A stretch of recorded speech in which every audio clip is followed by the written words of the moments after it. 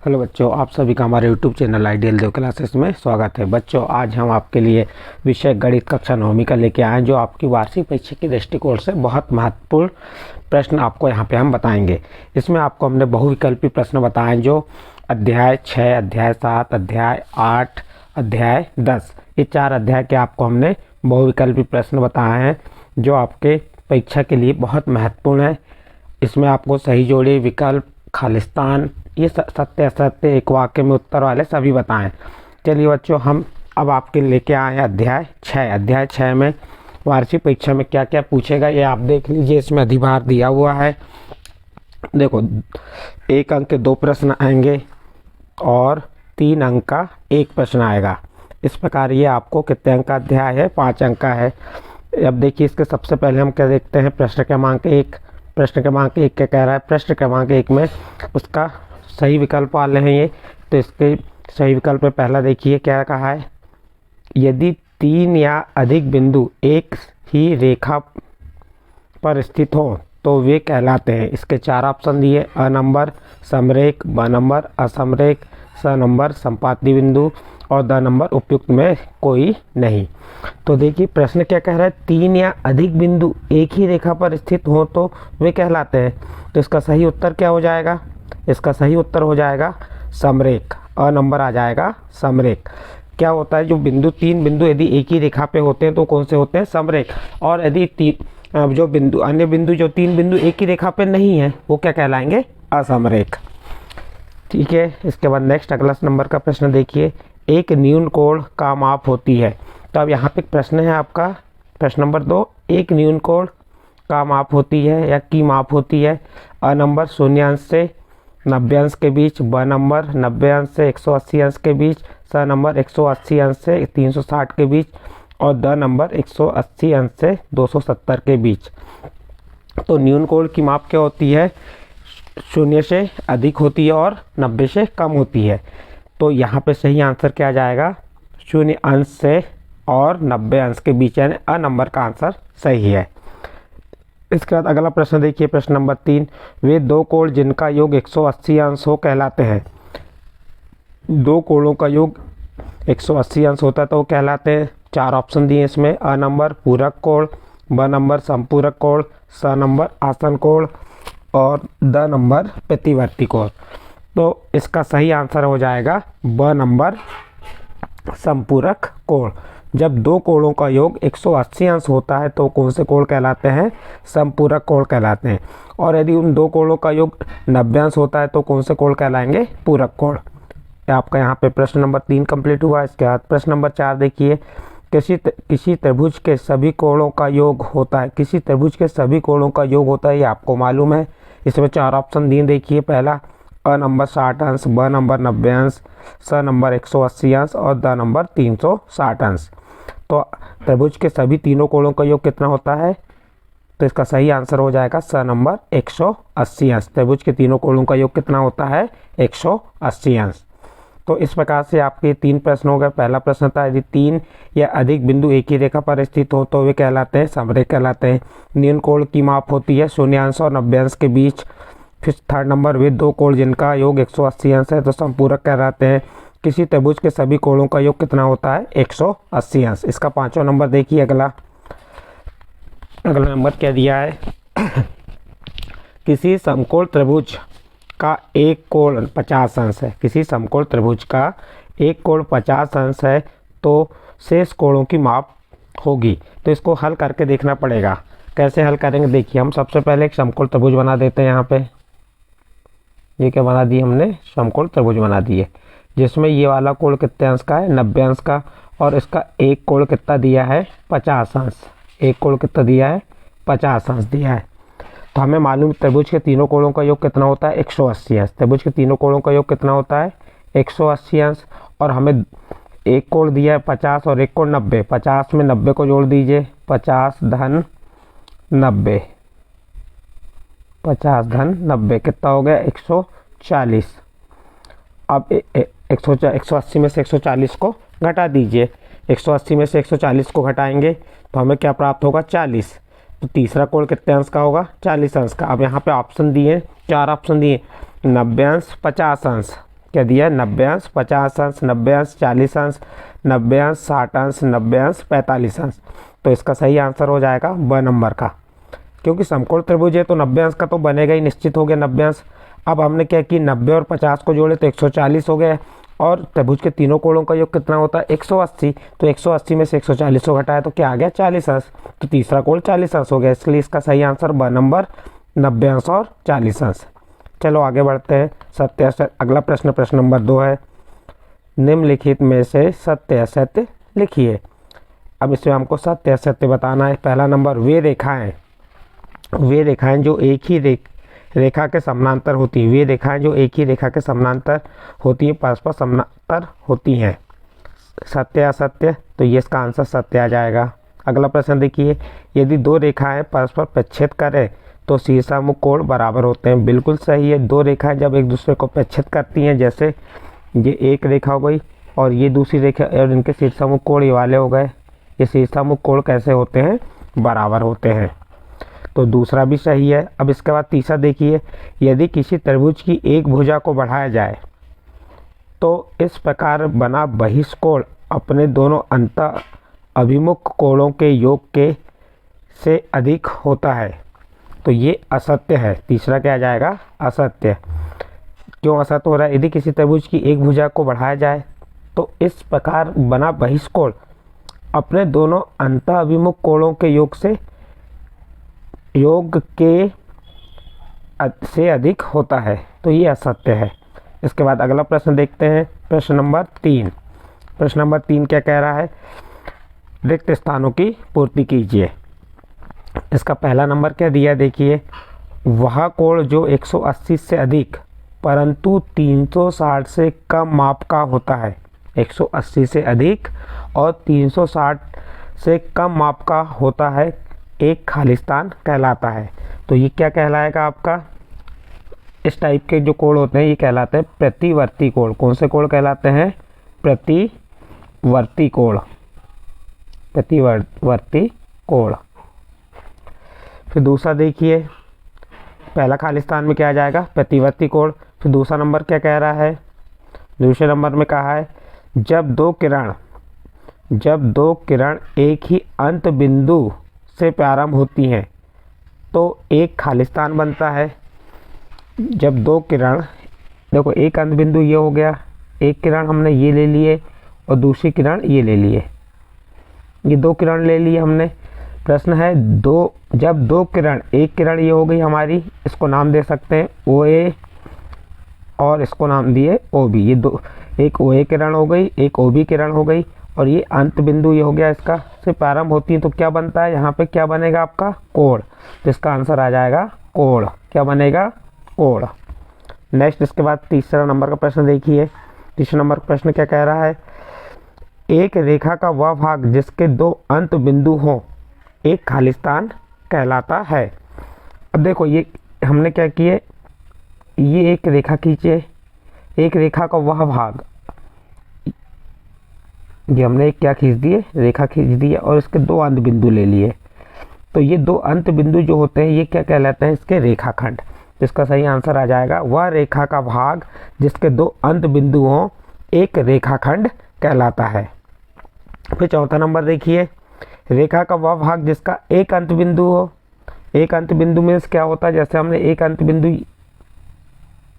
यहाँ से शुरू हो रही है और इधर अनंत तक जाती है, तो रेखा का वह भाग जिसका एक अंत बिंदु हो एक खालिस्तान कहलाता है, तो वह किरण कहलाती है। क्या कहलाती है, किरण। तो इसका आंसर क्या आ जाएगा, किरण। तीसरे का आंसर क्या आ जाएगा, रेखाखंड। और दूसरे का आंसर कोण आ जाएगा, और पहले का आंसर क्या हो जाएगा, प्रतिवर्ती कोण। तो इस प्रकार से आपके रिक्त स्थान कंप्लीट हुए यहाँ पे। तो इस अध्याय से आपको जो फिल इन द ब्लैंक सत्य असत्य जी कितने अंक के आना है, ये आना है आपको 2 अंक के, और एक प्रश्न आना है 3 अंक का। तो इस प्रकार से आपका ये अध्याय कौन सा यहाँ पे कंप्लीट हुआ, अध्याय 6। इसके बाद हम आपके लिए लेके आए अध्याय 7। अध्याय 7 है त्रिभुज। त्रिभुज के बारे में सभी जानते हैं, त्रिभुज त्रिभुज में कितनी भुजाएं होती हैं? त्रिभुज में 3 भुजाएं होती हैं। कितने कोण होते हैं? 3 कोण होते हैं, 3 शीर्ष होते हैं। त्रिभुज के तीनों कोणों का योग कितना होता है? 180 अंश होता है। तो ये तो हमने त्रिभुज के बारे में बताया। चलिए अब अध्याय 3 त्रिभुज में, इसमें भी 2 अंक के विकल्प खालिस्तान सत्य असत्य आएंगे और 3 अंक का एक प्रश्न आएगा। ये अध्याय भी आपका कितने अंक का है? 5 अंक का है। इसका प्रश्न क्रमांक 1 देखते हैं। प्रश्न क्रमांक 1 का पहला नंबर, 2 आकृतियाँ सर्वांग सम होती हैं यदि उसका, देखो यहाँ कहा है 2 आकृतियाँ सर्वांग सम होती हैं यदि उसका, इसके 4 ऑप्शन दिए हैं। एक ही आकार और माप हो, एक ही आकार और माप हो, एक ही प्रकार हो, एक ही रूप के हो, उपयुक्त में से कोई नहीं। तो जब आकृतियाँ सर्वांग सम कब होती हैं? 2 आकृतियाँ जब एक ही आकार, उनका आकार कैसा हो? एक ही हो, और माप वो भी कैसी हो? एक ही हो, तो वो कैसी आकृति कहलाती है? सर्वासम आकृति कहलाती हैं। तो इसका सही आंसर आ जाएगा अ नंबर। इसके बाद दूसरा नंबर देखिए, दूसरे नंबर में क्या दिया हुआ है? दूसरे नंबर में दिया हुआ है हमारा, त्रिभुज की बराबर भुजाओं के सम्मुख कोण होते हैं। त्रिभुज की बराबर भुजाओं के सम्मुख कोण कैसे होते हैं? तो इसका आंसर आ जाएगा, इसमें 4 ऑप्शन दिए, अ नंबर असमान, ब नंबर समान या बराबर, स नंबर कुछ कह नहीं सकते, द नंबर उपयुक्त में कोई नहीं। तो इसका सही आंसर आ जाएगा ब नंबर समान। त्रिभुज की बराबर भुजाओं के सम्मुख कोण बराबर या समान होते हैं। इसका आंसर ब नंबर आ गया। इसके बाद अगला देख लीजिए, प्रश्न नंबर 3, एक समकोण त्रिभुज ABC में, एक समकोण त्रिभुज ABC में कोण भी समकोण है। क्या है? कोण भी समकोण है। और यदि कोण सी 45 अंश है, यदि कोण सी 45 अंश है तो कोण एक की माप होगी। किसकी बात कर रहा है? समकोण त्रिभुज की बात कर रहा है। समकोण त्रिभुज, तो हमें ये मालूम है कि त्रिभुज के तीनों कोणों का योग कितना होता है? 180 अंश होता है। और हमारा त्रिभुज कैसा है? समकोण। समकोण है 90 अंश का, और एक कोण कितने दिया है? 45 का। 90 में 45 को जोड़ 135। तो अब हम 180 में से 135 को हटा देंगे तो हमें मालूम हो जाएगा। तो इसके 4 ऑप्शन दिए, देखिए 40 अंश, 50 अंश, 55 अंश, 45 अंश। तो इसका सही आंसर आ जाएगा 45 अंश। या आपको ऐसा नहीं करना तो बहुत सिंपल तरीके से आप दिमाग लगा सकते हैं। एक कोण 90 अंश का है और एक कोण 45 का, और 45 में कितना जोड़ेंगे? 45, 90 हो जाएगा। तो 90 90 जोड़े 180 अंश है। त्रिभुज के तीनों कोणों का 180 अंश आ गया। तो इसका सही आंसर हो जाएगा 45 अंश। नेक्स्ट अगला देखिए, अब इसके बाद रिक्त स्थान है। रिक्त स्थान में दिया है, क्या दिया है? समान भुजाओं वाले 2 वर्ग खालिस्तान होते हैं। तो समान भुजाओं वाले 2 वर्ग कैसे होंगे? सर्वांग सम होते हैं। इसका आंसर क्या जाएगा? पहले का सर्वांग सम, क्या जाएगा? सर्वांग सम हो जाएगा। फिर दूसरा देखिए, दूसरा खालिस्तान क्या कह रहा है? त्रिभुज के बराबर कोणों की सम्मुख भुजाएं बराबर होती है या समान? क्या लिख देंगे हम? बराबर, बराबर। फिर तीसरा देखिए, यदि एक त्रिभुज की तीनों भुजाएं दूसरे त्रिभुज की तीनों भुजाओं के बराबर हो तो दोनों त्रिभुज कैसे होंगे? ये सर्वांग सम होंगे। तीसरे का आंसर क्या हो जाएगा? सर्वांग सम। फिर चौथा देखिए, एक त्रिभुज जिसकी 2 भुजाएं बराबर हों खालिस्तान त्रिभुज कहलाता है। जब एक त्रिभुज जिसकी 2 भुजाएं बराबर हों तो वो कौन सा त्रिभुज कहलाएगा? समद्विबाहु त्रिभुज। कौन सा? समद्विबाहु त्रिभुज। फिर से रिपीट कर दे रहे हैं खालिस्तान। पहला देखिए, समान भुजाओं वाले 2 वर्ग सर्वांग सम होते हैं। दूसरा देखिए, त्रिभुज के बराबर कोणों की सम्मुख भुजाएं बराबर होती हैं। तीसरा देखिए, यदि एक त्रिभुज की तीनों भुजाएं दूसरे त्रिभुज की तीनों भुजाओं के बराबर हो तो त्रिभुज सर्वांग सम होगा। इसके बाद अगला है, एक त्रिभुज जिसकी 2 भुजाएं बराबर हों समद्विबाहु त्रिभुज कहलाता है। तो इस प्रकार से ये आपको इसको खालिस्तान में पूछ सकता है, सत्य असत्य में पूछ सकता है, तो ये आपको मालूम होना चाहिए। इसके बाद अगला प्रश्न देखिए, सत्य असत्य।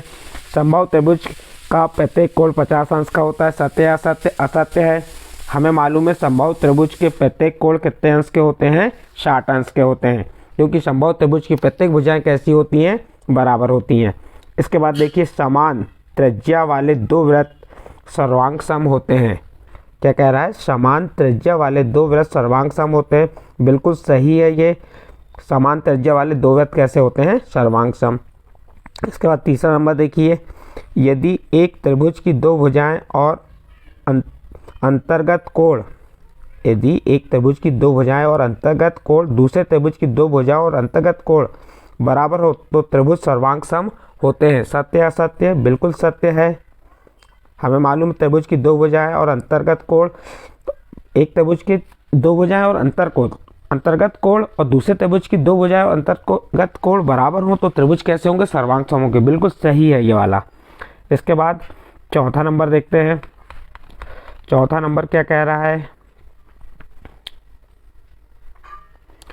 एक त्रिभुज के दो कोण और एक भुजा दूसरे त्रिभुज के दो कोणों और संगत भुजा बराबर होने पर भी दोनों त्रिभुज सर्वांग सम होते हैं। सत्य असत्य हमें ये देखना है इसका, तो चौथे का आंसर आ जाएगा असत्य। फिर पांचवा क्या कह रहा है, एक त्रिभुज के दो कोण और अंतर्गत भुजाएं दूसरे त्रिभुज की दो कोणों और अंतर्गत भुजाओं के बराबर हो तो त्रिभुज कैसा होता है, सर्वांग सम होता है। तो बिल्कुल सत्य है ये वाला, इसका आंसर सत्य आ जाएगा। इसके बाद सर्वांग सम आकृतियाँ किसे कहते हैं, तो अभी हमने बताए थे जिनके आकार और माप कैसे होते हैं, समान होती हैं, वो सर्वांग सम आकृतियाँ कहलाती हैं। समबाहु त्रिभुज क्या है, समबाहु त्रिभुज जिसकी प्रत्येक भुजा और प्रत्येक कोण बराबर होते हैं वह समबाहु त्रिभुज कहलाता है। इसके बाद अगला प्रश्न क्या है, अगला प्रश्न प्रश्न नंबर 3, समबाहु त्रिभुज के प्रत्येक कोण की माप क्या होती है। अभी बता दिए थे आपको, समबाहु त्रिभुज के प्रत्येक कोण की माप कितनी होती है, 360 अंश। इस प्रकार बच्चों आपका अध्याय 3 के यहाँ पे जो सत्य असत्य और एक वाक्य और सही विकल्प खालिस्तान यहाँ पे कंप्लीट हुए। इसके बाद अगला अध्याय आता है आपका अध्याय 8। अध्याय 8 में आपका चतुर्भुज के बारे में भी आप जानते हैं। चतुर्भुज में कितनी भुजाएं होती हैं, चतुर्भुज में 4 भुजाएं होती हैं। कितने कोण होते हैं, 4 कोण होते हैं। और चतुर्भुज के प्रत्येक कोणों की माप कितनी होती है, 360 अंश। तो अब देखते हैं ये अध्याय से हमको 1 अंक का विकल्प खालिस्तान आएगा और एक 4 अंक का प्रश्न आएगा।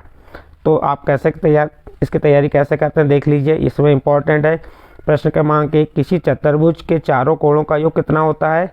इसमें 4 ऑप्शन दिए, अ नंबर 180 अंश, ब नंबर 360 अंश, स नंबर 90 अंश, द नंबर 270 अंश। तो इसका सही आंसर आ जाएगा ब नंबर 360 अंश। चतुर्भुज के चारों कोणों का योग कितना होता है, 360 अंश।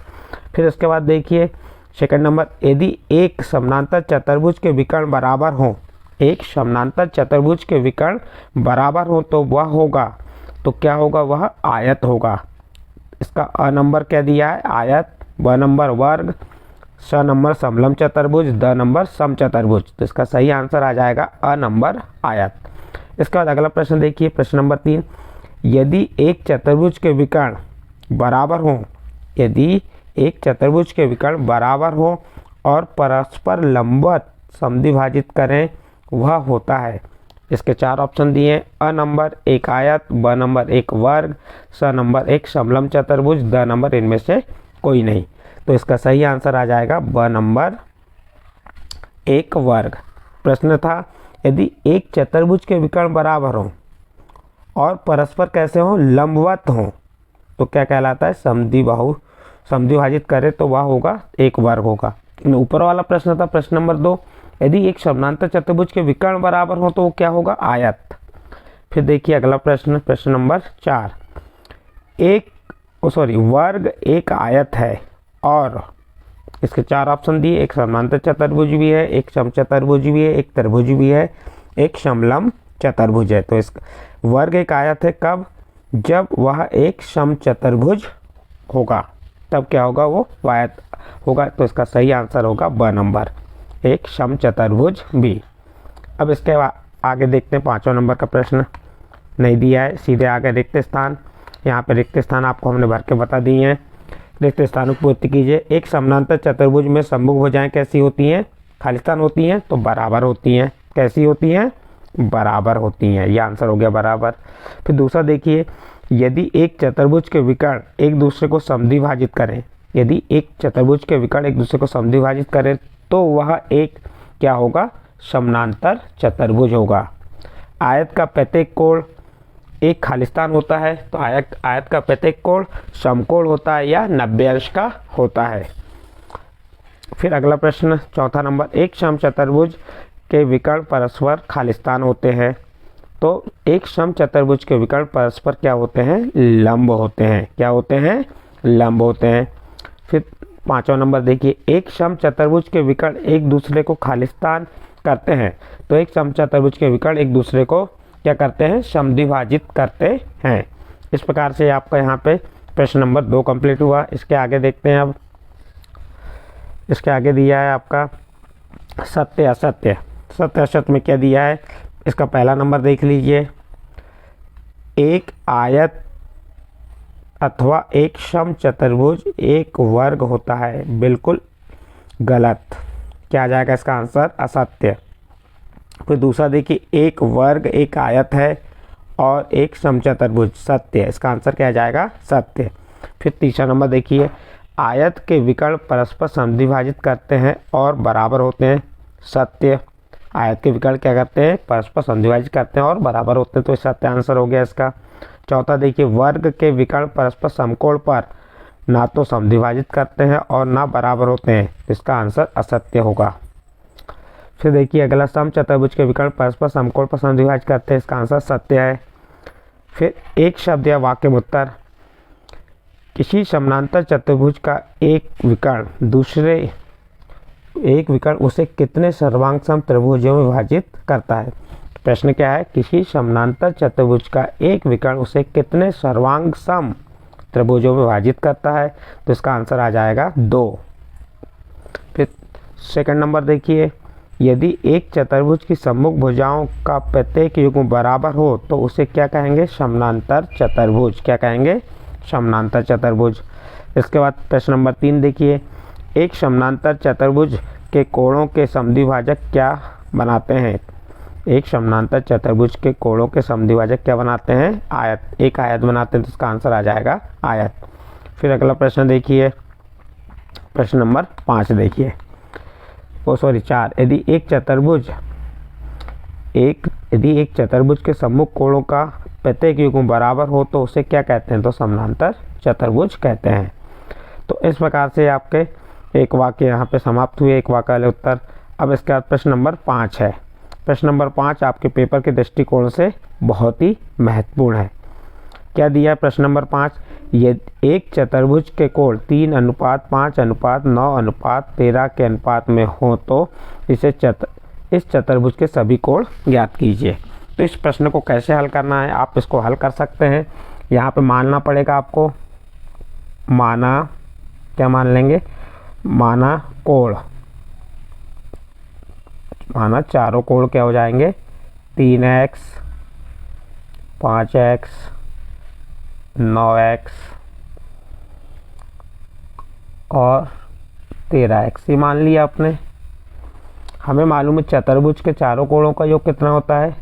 चतुर्भुज के चारों कोणों का योग 360 अंश होता है, तो इनको जोड़ दीजिए। 3x में 5x जोड़े तो कितना हो गया? 3x में 5x को जोड़े तो 8, 8 में 9 जोड़े तो 17, 17 में 13 जोड़े तो 30, तो कितना हो गया? 30।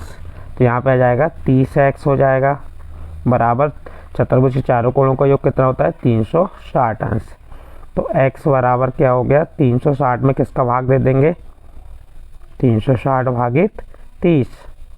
ये 0 से 0 कटा, 3 का भाग 36 में दी, कितने बार गया? 18 बार गया। तो हमको x का मान 18 है, इस x के मान को यहाँ रख दीजिए 3x में, तो यहाँ पे ये इसका मान आ जाएगा, फिर इसमें रख दीजिए। तो इस प्रकार से आप इसको निकाल सकते हैं।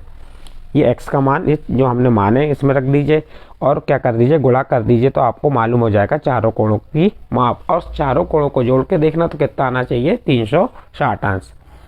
इस प्रकार ये प्रश्न नंबर 5 कंप्लीट हुआ। अब इसके बाद अध्याय 10 आता है। अध्याय 10 क्या है? व्रत। व्रत में किसे कहते हैं? जो एक समतल पर बनता है। और व्रत में क्या क्या होती है? त्रिज्या होती है, व्यास होती है, जीवा होती हैं। तो अब इस अध्याय से हम क्या करेंगे? अध्याय 10 से जो दिया हुआ है कितने अंक का अधिभार है, 2 अंक का, एक अंक के दो प्रश्न आएंगे और 3 अंक का एक प्रश्न आएगा। अब देखिए यहाँ पे प्रश्न नंबर 1 क्या है, 3 असमरेखी बिंदुओं से जाने वाले वृत्तों की संख्या होती है। 3 असमरेख बिंदु कौन से होते हैं, जैसे हमने ये एक बिंदु लगाए, दूसरा बिंदु लगाए और ये लगा दिए, तो ये कौन से हो गए, समरेख बिंदु हो गए। 3 समरेख बिंदु हो गए। और अब हम क्या कहते हैं, असमरेख बिंदु कौन से होते हैं, ये 1 हो गया, ये 2, 3 और इससे जाने वाले कितने वृत्त हो सकते हैं, 1। तो 3 असमरेख बिंदुओं से, इसका आंसर प्रश्न क्या है, 3 असमरेख बिंदुओं से जाने वाले वृत्तों की संख्या, अ नंबर 1, ब नंबर 2, स नंबर 3, द नंबर अनंत। इसका सही आंसर हो जाएगा अ नंबर 1। फिर दूसरा प्रश्न, एक वृत्त का व्यास 8 सेंटीमीटर है तो त्रिज्या क्या होगी। तो वृत्त का व्यास की आधी क्या होती है, त्रिज्या। जब वृत्त का व्यास 8 सेंटीमीटर है, कितना बता रहा है ये, 8 सेंटीमीटर। अब इसको आधा कर दीजिए, आधा करने के लिए क्या करेंगे, 8 में 2 का भाग दे दीजिए। 2 का भाग 8 में दी कितने बार गया, 4 बार। तो वृत्त की त्रिज्या क्या हो जाएगी, 4। तो इसका सही आंसर क्या आ जाएगा, 4 सेंटीमीटर। एक वृत्त का व्यास 8 सेंटीमीटर है तो वृत्त की त्रिज्या क्या हो जाएगी, 4 सेंटीमीटर। फिर अगला प्रश्न, प्रश्न नंबर 2 देखते हैं इसका। प्रश्न नंबर 2 क्या कह रहा है, इसका नंबर 1 इसमें है, रिक्त स्थानों की पूर्ति कीजिए। पहला प्रश्न देखिए, वृत्त का केंद्र वृत्त के खालिस्तान में स्थित होता है। वृत्त का केंद्र वृत्त के खालिस्तान में स्थित होता है तो अभ्यंतर में यानी कि अंदर वाले भाग में, किस में रहता है, अभ्यंतर यानी अंदर वाले भाग। इसका सही आंसर हो जाएगा अभ्यंतर। फिर दूसरा नंबर देखिए, एक बिंदु जिसकी वृत्त के केंद्र से दूरी वृत्त से अधिक हो वृत्त के खालिस्तान में स्थित होता है। एक बिंदु जिसकी वृत्त के केंद्र से दूरी वृत्त से अधिक हो, वृत्त से क्या हो, अधिक हो, तो वृत्त के खालिस्तान में स्थित होता है तो ये आएगा बहिर्भाग। इसका सही आ जाएगा बहिर्भाग यानी बाहर, और वृत्त का केंद्र क्या होता है, अभ्यंतर यानी अंदर। फिर तीसरा नंबर देखिए, एक चाप खालिस्तान होता है जब इसके सिरे एक व्यास के सिरे हों। एक चाप खालिस्तान होता है तो वो क्या हो जाता है, अर्धवृत्त होता है। क्या होता है यहाँ पे, अर्धवृत्त होता है। जो व्यास के सिरे हों यानी कि व्यास, यानी कि जब व्यास खींचते जो केंद्र बिंदु से होकर जाता है तो वृत्त को क्या कर देता है, आधा कर देता है। तो इसका आंसर क्या आ जाएगा, तीसरे का आंसर अर्धवृत्त। चौथा देखिए, वृत्त खंड एक चाप तथा खालिस्तान के बीच का भाग होता है। वृत्त खंड एक चाप तथा जीवा के बीच का भाग होता है। क्या आंसर आ जाएगा इसका, जीवा। चौथे का आंसर क्या होगा, जीवा। इसके बाद प्रश्न नंबर 5 देखिए, और इम्पोर्टेंट है, ये अधिकतर पेपर में आता है। वृत्त की सबसे बड़ी जीवा वृत्त का खालिस्तान होती है।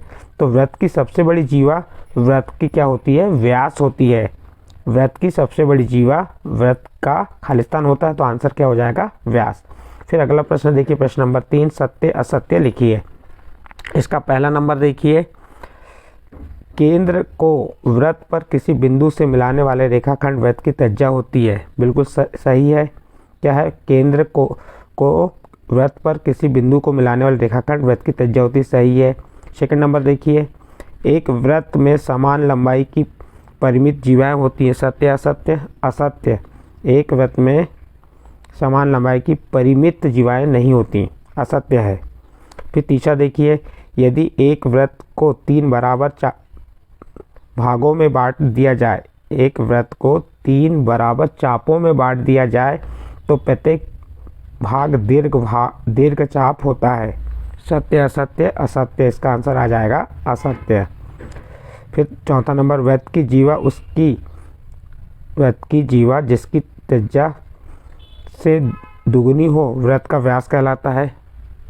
चौथा क्या है, वृत्त की जीवा जिसकी लंबाई त्रिज्या से दुगुनी हो वृत्त का व्यास कहलाता है, बिल्कुल सही है ये।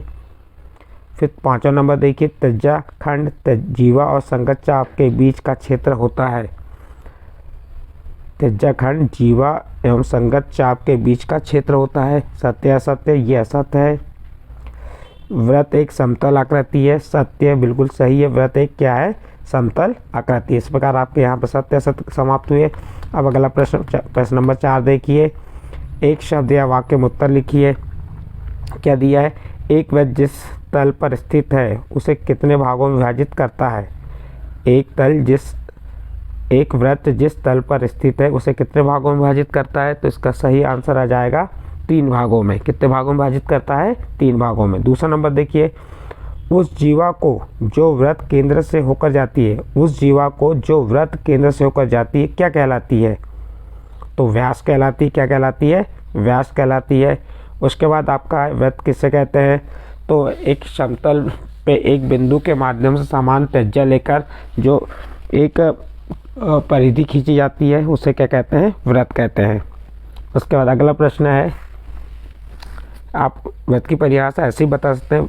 वृत्त के किसी तल के उन सभी बिंदुओं का समूह जो तल के एक स्थित बिंदु से समान दूरी पर होते हैं वो क्या कहलाते हैं?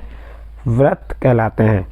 प्रश्न नंबर 4 देखिए। यदि 2 वृत्त परस्पर 2 बिंदुओं पर प्रक्षेपित करें तो उनके केंद्र उभयनिष्ठ जीवा के लंब समद्विभाजक पर स्थित होता है अथवा नहीं? तो इसका सही आंसर होगा स्थित होता है। क्या होता है? स्थित होता है।